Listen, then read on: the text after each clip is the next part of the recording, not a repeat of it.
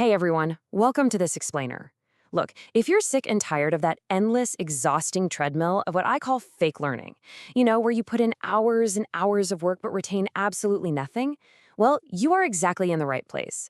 Today, we're going to completely flip the script. We're unpacking a proven, ancient system for deep mastery that will totally change how you approach your work, your studies, and honestly, your entire attention span. Seriously, think about your typical study or work session. Why is it that despite using literally all the modern tricks, setting those Pomodoro timers, locking your phone in another room, and just relying on sheer brute force willpower, you still end up staring at a screen, realizing you haven't absorbed a single word? I mean, we've all been there, right? You read the same sentence 3 times and it's just blank. You try all these environmental focus hacks, yet the sheer frustration remains. So why do they fail so spectacularly? All right, let's dive into this trap we so often fall into. We constantly mistake mere familiarity for actual understanding. It's like when you reread your notes, your brain goes, oh yeah, I recognize this, giving you this totally false sense of security. That right there is fake learning. It's driven by our natural desire to just avoid the pain of not knowing, so we default to forced memorization. But deep learning? It's a whole different ballgame. It's about true understanding and active investigation. It's essentially the difference between recognizing a random face in a crowd and actually knowing that person's entire life story. To make that leap from fake to deep learning, we have to face a pretty hard truth. The problem? It isn't your environment. You could sit in a perfectly silent, empty room, but if your mind is racing with worries, doubts, and just the heavy pressure of expectations, you're not going to learn a thing. Modern education has basically trained us to run away from confusion and discomfort as fast as humanly possible. We are so conditioned to seek that quick answer just to relieve the tension of the unknown. So the real obstacle isn't the noise around you, it's the noise inside your head. Now, what's truly fascinating is how the greatest minds in history approached that exact same discomfort. The ancient Greeks, we're talking heavy hitters like Plato and Aristotle, they didn't see confusion as a sign of failure or weakness. No, they saw it as the essential spark that ignites true understanding. They even had a specific word for it, Thaumazein. It roughly translates to a state of philosophical wonder, or what we might just call productive confusion. To them, the feeling of not knowing wasn't something to run from. It was actually something to lean into. Because think about it, treating learning like this frantic sprint for the right answer absolutely destroys your curiosity. If you're just trying to grab the right answer to pass a test, you're just skimming the surface. But if you treat learning like a mystery that needs to be solved, boom, it forces your mind to engage on a much deeper level. Every single massive breakthrough in human history began exactly like this, with someone pausing and asking why, instead of just passively memorizing what they were told. They gave themselves permission to be genuinely fascinated by the unknown.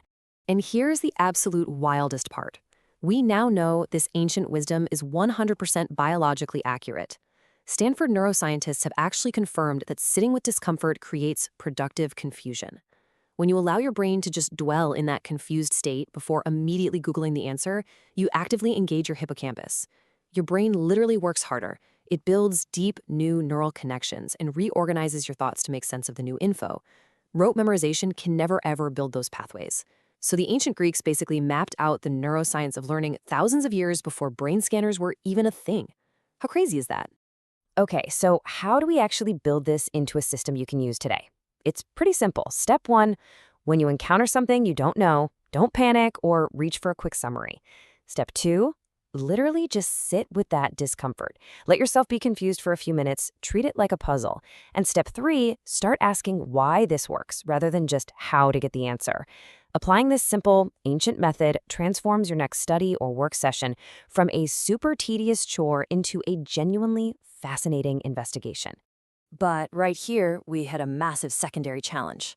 I mean, it sounds great to just sit in philosophical wonder, but how on earth do we sit with confusion when our modern minds are just so incredibly loud? Maintaining this state of wonder feels practically impossible when we're constantly bombarded by the absolute overwhelm of the digital age. I'm talking relentless noise, endless push notifications, and our own spiraling anxieties about the future. So how do we clear out the mental space to even begin this process? To answer that, let's look at the Stoic philosopher Seneca. There's this amazing anecdote where Seneca writes about trying to study while living directly above a chaotic, incredibly noisy Roman bathhouse. Just picture the sheer bedlam for a second. Heavy iron weights dropping, athletes grunting, vendors shouting at the top of their lungs. Honestly, it sounds just as chaotic and overstimulating as a modern social media feed. Yet Seneca realized something crucial. External noise only disrupts a mind that is already in turmoil. As he put it, for of what benefit is a quiet neighborhood if our emotions are in an uproar? The Stoics sought the state called ataraxia. It's basically an unshakable tranquility and a perfectly calm mind. And you achieve this not by hunting down a perfectly quiet room, but by actively filtering out unnecessary mental distractions. Think about today's outrage-generating algorithms. They are literally designed to agitate you. Achieving ataraxia means we just stop reacting to these hyperstimulating feeds. We boldly reclaim our cognitive sovereignty by deciding exactly what we allow to disturb our inner peace. It's a real game changer. And this brilliantly highlights some advice from the Roman emperor and Stoic Marcus Aurelius. He wrote, "If you seek tranquility, do less. Or, more accurately, do what is essential. Do less, but do it better." This is a massive wake-up call to ruthlessly eliminate superficial busyness. Let's be real, most of what we do or say simply doesn't matter. By stripping away those non-essential tasks and digital distractions, we fiercely protect our mental energy and our focus for the deep learning and philosophical wonder that actually counts. Think of this entire process as your personal Stoic shield. First, apply the wisdom of Epictetus. Rigorously differentiate between what is in your control, like your effort and your focus, and what isn't. Second, actively eliminate those non-essential tasks that just make you look busy. Third, remove superfluous thoughts by turning off the feeds that hijack your attention.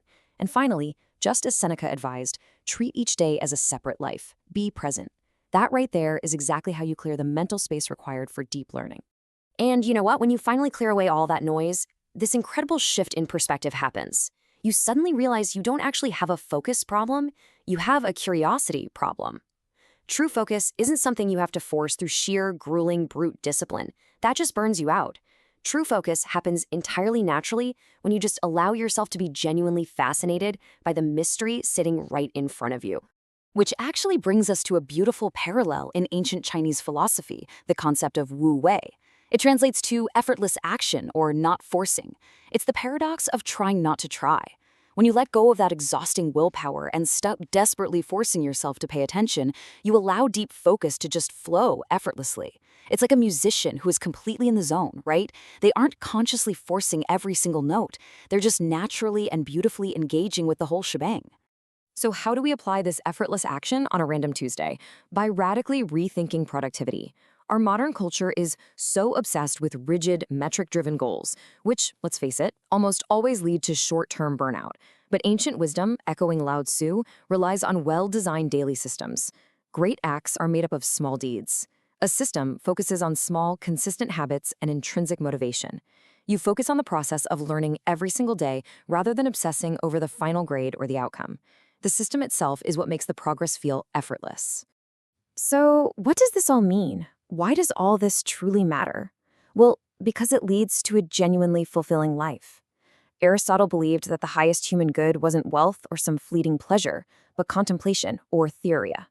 This is sustained, rational inquiry, and it's immensely valuable just for the sake of doing it.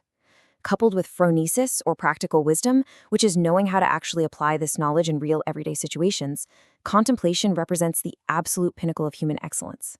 We aren't just learning to pass a test, we are deeply learning to fulfill our potential as human beings. It is absolutely staggering to think that these philosophies are over 2,300 years old. From the Stoic mastery of emotional control and distraction to the Aristotelian embrace of philosophical wonder, right over to the Taoist principle of effortless action. These ancient minds successfully diagnosed the exact cognitive traps that you and I face today. They are the proven, time-tested antidotes we desperately need right now to combat modern occupational burnout, fragmented attention, and that exhausting cycle of fake learning we talked about. So, as we wrap up this explainer, I want to leave you with a real challenge. Stop running from confusion.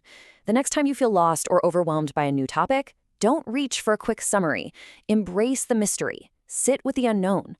Look at your own life and ask yourself, what concept, what problem, or what idea are you going to investigate with real, genuine curiosity today? Because I promise you, on the other side of that confusion is a depth of understanding that will change how you see the world forever.